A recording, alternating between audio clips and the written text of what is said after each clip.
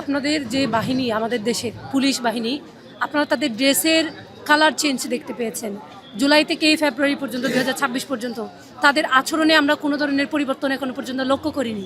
জুলাইয়ে যেমন তারা আমাদের স্টুডেন্টদের উপর এবং সাধারণ মানুষ জনগণের উপর হামলা করেছে, এখনও আমরা দেখতে পাই তাদের পূর্ব যে আচরণ সেটা তাদের মধ্যে রয়ে গিয়েছে। এবং তাদের ডিএমপি কমিশনার হতে শুরু করে সিনিয়র যারা পুলিশের নেতৃবৃন্দ, তারাও এসে আমাদের মেয়েদের উপর, আমাদের বোনদের উপর আক্রমণ করেছে, ভাইদের উপর আক্রমণ করেছে।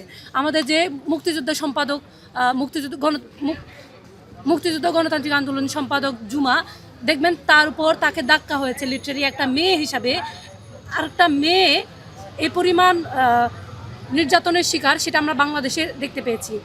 আপনারা দেখতে পাবেন যে যখন হাদি ভাই শহীদ হয় তখন পুলিশ বলেন অথবা ইন্টারিম বলেন তাদের দুয়ারে গিয়ে প্রাণ ভিক্ষা চেয়েছে। ওরা চেয়েছে যে দেশটা যেন শান্তি থাকে।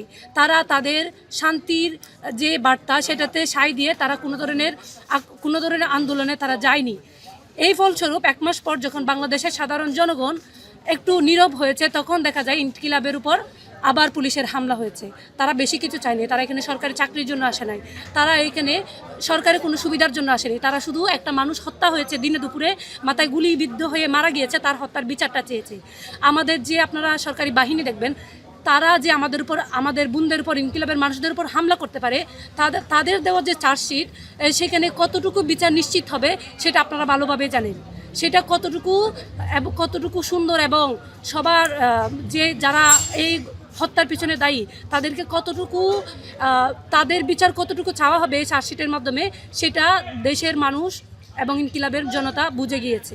এজন্য শুধু তারা চেয়েছে যে আমাদের সরকারি বাহিনীর উপর যেহেতু আমরা ভরসা করতে পারি না, আমরা একটা নিরপেক্ষ তদন্ত চাই এবং এই হাদি হত্যার বিচার চাই। সেজন্য তারা শুধু চেয়েছিল জাতিসংঘ এবং ইন্টারন্যাশনালি এই বিচারের তদন্তটা যেন হোক।